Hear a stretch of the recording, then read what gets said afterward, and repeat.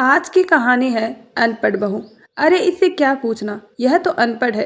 यह शब्द सुमन ने अपनी शादी के पहले दिन से लेकर कई वर्षों तक न जाने कितनी बार सुने थे। हर बार कोई ना कोई उसकी कम पढ़ाई को लेकर उसका मजाक बना देता, लेकिन सुमन चुप रहती थी। उसे पता था कि उसके जीवन की असली कहानी सिर्फ उसकी पढ़ाई की किताबों में नहीं, बल्कि उसके संघर्षों और कर्मों में लिखी हुई है। मगर किसी ने कभी उसकी उस कहानी को जानने की कोशिश नहीं की। जिस दिन उसके ससुराल वालों को उसकी असली पहचान के बारे में पता चला, उसी दिन उनके पास अपनी कही हुई बातों पर पछताने के अलावा कुछ नहीं बचा। आखिर एक साधारण सी दिखने वाली बहू ने ऐसा कौन सा राज अपने भीतर छुपा रखा था, जिससे पूरे परिवार की सोच हमेशा के लिए बदल दी। आइए सुनते हैं सुमन के दिल छू लेने वाली कहानी। सुमन की शादी मध्य प्रदेश के एक छोटे से शहर में रहने वाले एक संपन्न परिवार में हुई थी। परिवार में सास कमला देवी, ससुर हरिशंकर जी, पति मोहित और छोटी ननद पायल रहती थी। घर बड़ा था, कारोबार अच्छा था और समाज में परिवार की अच्छी प्रतिष्ठा थी। शादी के शुरुआती दिनों में सुमन ने पूरे मन से नए परिवार को अपना बनाने की कोशिश की। वह रोज सुबह सबसे पहले उठती, घर की साफ सफाई करती, सबके लिए चाय बनाती, नाश्ता तैयार करती और हर सदस्य की पसंद का ध्यान रखती। वह कभी किसी से ऊंची आवाज में बात नहीं करती थी और बड़ों का हमेशा सम्मान करती थी। लेकिन उसके ससुराल वालों को उसकी एक कमी बार बार दिखाई देती थी। सुमन ने 10वीं कक्षा के बाद पढ़ाई छोड़ दी थी। बस यही बात उसके लिए जैसे जीवन भर का अपराध बन गई थी। कमला देवी अक्सर रिश्तेदारों के सामने कहती, हमारे बेटे की शादी तो अच्छे घर में हुई है, लेकिन बहू ज्यादा पढ़ी लिखी नहीं है, इसे दुनिया की ज्यादा समझ नहीं है। पायल भी अपनी भाभी को चिढ़ाने का कोई मौका नहीं छोड़ती। कभी किसी मोबाइल की सेटिंग समझाते हुए कहती, भाभी रहने दीजिए, आपको क्या पता होगा। कभी किसी कागज को देखकर हंसते हुए कहती, आपसे तो ये पढ़ा भी नहीं जाएगा। घर के दूसरे लोग भी उनकी बातों पर मुस्कुरा देते और सुमन चुपचाप सब सुनती रहती। बाहर से वह मुस्कुराती थी, लेकिन भीतर से उसका दिल हर बार टूट जाता था। सच्चाई यह थी कि सुमन अनपढ़ नहीं थी, बल्कि परिस्थितियों ने उसकी पढ़ाई रोक दी थी। जब वह 10वीं कक्षा में पढ़ रही थी, तभी उसके पिता का अचानक देहांत हो गया था। परिवार पर दुखों का पहाड़ टूट पड़ा। घर में कमाने वाला कोई नहीं था। उसकी माँ पहले से बीमार रहती थी और उसके 2 छोटे भाई बहन अभी स्कूल में पढ़ते थे। घर की हालत ऐसी थी कि 2 वक्त का खाना जुटाना भी मुश्किल हो गया था। उस समय सुमन ने अपने सपनों को किनारे रखकर परिवार की जिम्मेदारी उठाने का फैसला किया। उसने सिलाई सीखी और घर पर कपड़े सिलने का काम शुरू कर दिया। सुबह से रात तक वह सिलाई करती और जो भी पैसे मिलते उनसे घर का खर्च चलाती। उसने अपने भाई बहनों की पढ़ाई नहीं रुकने दी, उनकी फीस भरी, किताबें खरीदी और माँ की दवाइयों का इंतजाम किया। कई बार खुद भूखी रहकर उसने परिवार का पेट भरा, लेकिन किसी के सामने अपनी परेशानी नहीं बताई। उसके पास किताबें खरीदने के लिए पैसे नहीं होते थे, फिर भी सीखने की उसकी इच्छा कभी खत्म नहीं हुई। वह पुराने अखबार पढ़ती, पड़ोस की महिलाओं से नई बातें सीखती, रेडियो पर आने वाले कार्यक्रम सुनती और सिलाई के नए डिजाइन सीखती रहती। धीरे धीरे उसके हाथों की कारीगरी इतनी अच्छी हो गई कि आसपास की महिलाएं कपड़े सिलवाने के लिए उसके पास आने लगी। शादी के बाद सुमन ने सोचा था कि अब उसे एक ऐसा परिवार मिलेगा जहां उसे समझा जाएगा और प्यार मिलेगा। उसने कभी नहीं सोचा था कि यहाँ भी उसकी अधूरी पढ़ाई उसके सम्मान से बड़ी बना दी जाएगी। एक दिन घर में कुछ रिश्तेदार आए हुए थे। सभी लोग बैठक में बैठे हुए थे और परिवार के कारोबार से जुड़ी बातें कर रहे थे। तभी बैंक से एक जरूरी दस्तावेज आया। कमला देवी ने कागज हाथ में लिया और कुछ देर उसे देखने के बाद सुमन की ओर बढ़ा दिया। फिर अचानक हाथ पीछे खींचते हुए बोली, अरे रहने दो, इसे क्या समझ आएगा, यह तो अनपढ़ है। कमरे में बैठे हुए कुछ लोग हंस पड़े। सुमन ने बिना कुछ कहे वह कागज वहीं रख दिया और रसोई में चली गई। वहां पहुंचकर उसने अपनी आंखों में आए आंसुओं को पोंछ लिया। वह नहीं चाहती थी कि कोई उसकी कमजोरी देखे। उसी दिन शाम को पड़ोस की एक बुजुर्ग महिला शारदा चाची अचानक सीढ़ियों से गिर गई। उनके घर में उस समय कोई मौजूद नहीं था। उन्होंने मदद के लिए सुमन को आवाज लगाई। सुमन तुरंत उनके पास पहुंची, उन्हें संभाला और बिना देर किए पड़ोसी की मदद से अस्पताल लेकर गई। डॉक्टर ने जांच की, दवाइयां लिखी और कुछ जरूरी टेस्ट करवाए। सुमन ने उनके लिए दवाइयां खरीदी और उन्हें सुरक्षित घर तक पहुंचाया। जब वह वापस ससुराल पहुंची तो कमला देवी पहले से नाराज बैठी थी।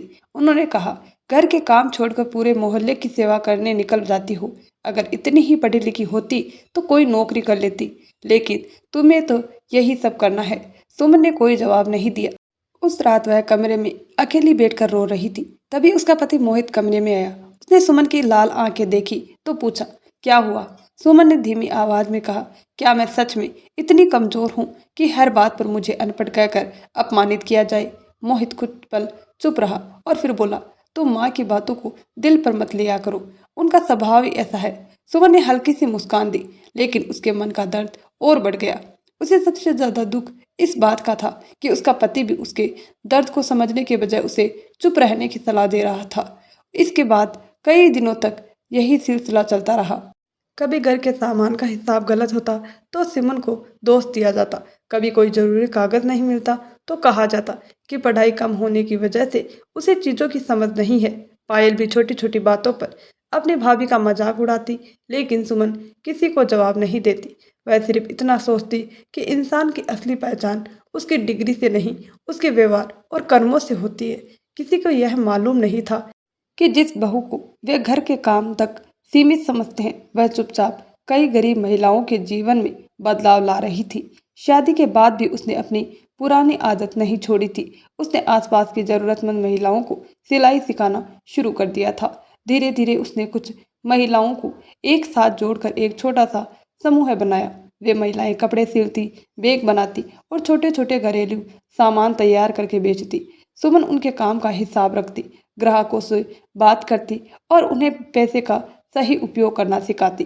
कुछ ही समय में उनका छोटा सा समूह बड़ा होने लगा, लेकिन सुमन ने अपनी इस पहचान के बारे में ससुराल में कभी किसी को नहीं बताया। वह नहीं चाहती थी कि लोग उसके काम की वजह से नहीं, बल्कि उसके पद की वजह से उसका सम्मान करें। वह चाहती थी कि लोग उसे वैसे ही स्वीकार करें जैसी वह थी।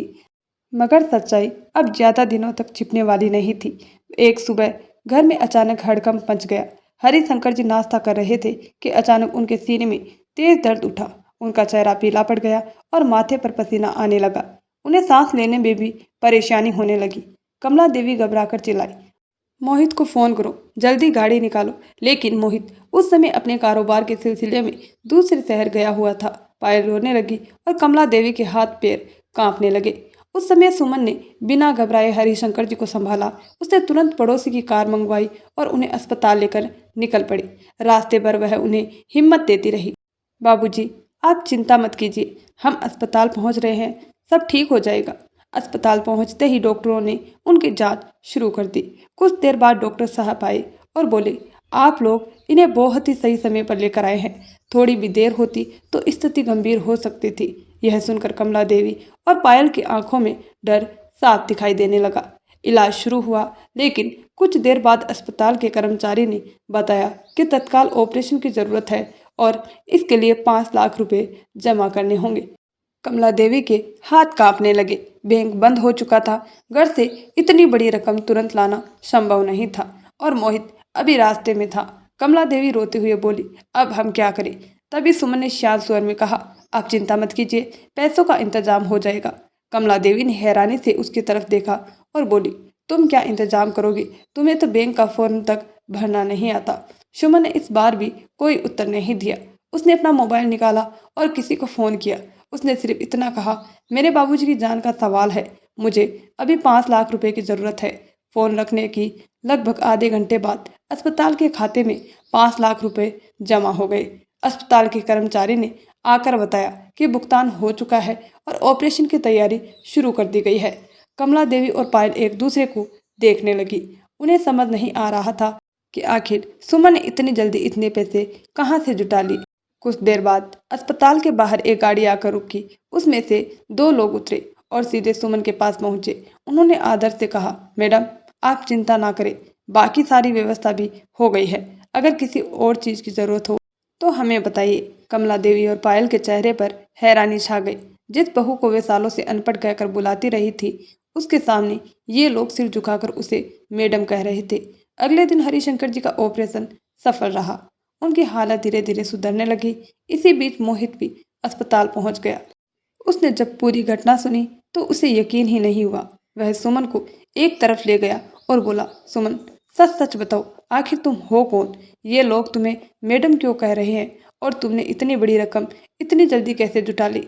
सुमन कुछ देर शांत रही, फिर उसने कहा, मोहित, मैं अनपढ़ नहीं हूँ। हाँ, मेरी पढ़ाई 10वीं के बाद रुक गई थी, लेकिन मैंने सीखना कभी नहीं बंद किया। मेरे पिता के जाने के बाद मैंने अपने परिवार को संभालने के लिए सिलाई शुरू की थी। धीरे धीरे मैंने दूसरी ज़रूरतमंद महिलाओं को भी अपने साथ जोड़ लिया। पहले हम 5 महिलाएं थी, फिर 10, फिर 50 और आज हमारे साथ सैकड़ों महिलाएं काम करती है। हमने मिलकर एक संस्थान बनाई है जहां गरीब और बेसहारा महिलाओं को काम सिखाया जाता है और उन्हें रोजगार दिया जाता है।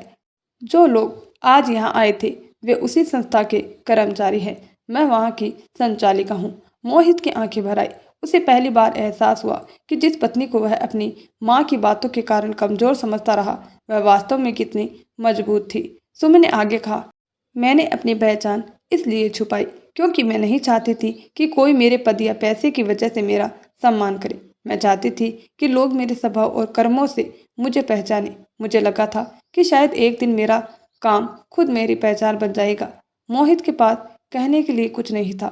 उसने सुमन के सामने हाथ जोड़ते हुए कहा, मुझे माफ कर दो। मैंने तुम्हें समझने की कोशिश ही नहीं की। तुम्हें जब मेरे साथ की जरूरत थी तब मैं तुम्हारे साथ खड़ा नहीं हो पाया। तभी कमला देवी भी वहां आ गई। उन्होंने सुमन की सारी बातें सुन ली थी। उनकी आंखों से आंसू बह रहे थे। उन्होंने सुमन का हाथ पकड़कर कहा, बेटी, हमने तुम्हें बार बार अनपढ़ कहकर छोटा समझा, लेकिन आज समझ आया कि छोटी तुम्हारी पढ़ाई नहीं, हमारी सोच थी। तुमने बिना शिकायत किए इस परिवार की सेवा की और आज हमारे घर के मुखिया की जान बचाने के लिए सबसे पहले आगे आई। हमने तुम्हें सम्मान देने के बजाय तुम्हारा अपमान किया। अगर हो सके तो हमें माफ कर देना। पायल भी रोते हुए सुमन के पास आई और बोली, भाभी, मैंने आपका बहुत मजाक उड़ाया।